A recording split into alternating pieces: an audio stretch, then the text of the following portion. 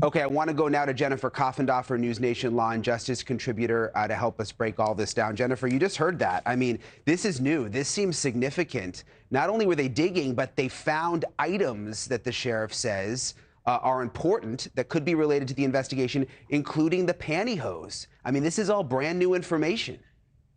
Right, Brian, it's so significant.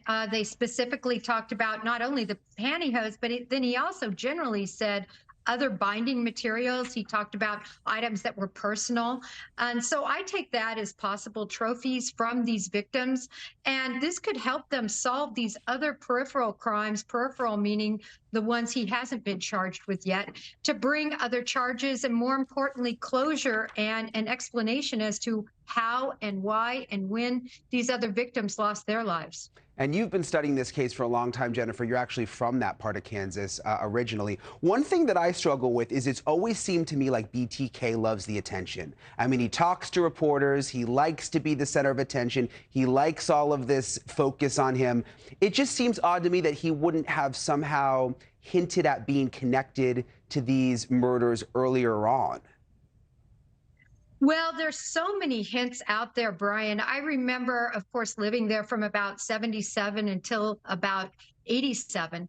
And during this time frame, of course, was when he was very active and part of that time frame. And the letters that he was sending to the Wichita Eagle and Beacon, which was the newspaper there, to Cake Radio, to the television station there, it was really something. The different things he talked about. We heard cat and mouse. This was an extreme example of that, Brian.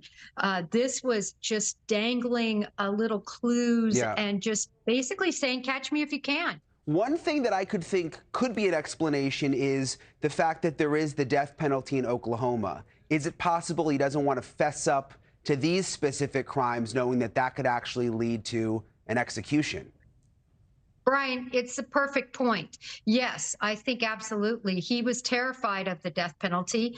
He pled at the last minute, unbeknownst to anybody. He also stood silent, which I also thought was interesting.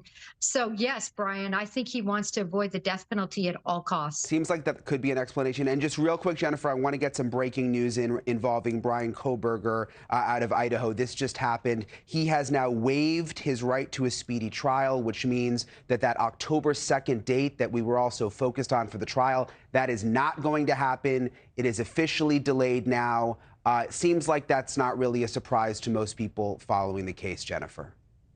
That's correct. Not a surprise at all, Brian. We expected that motion to continue.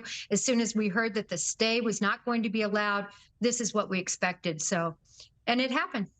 So we'll see. This could now be happening sometime next year. Jennifer, thanks for being with us as always. It's good to see you. Thank you, Brian. Good to see you. Thanks so much for watching. Go to joinnn.com to find NewsNation on your television provider.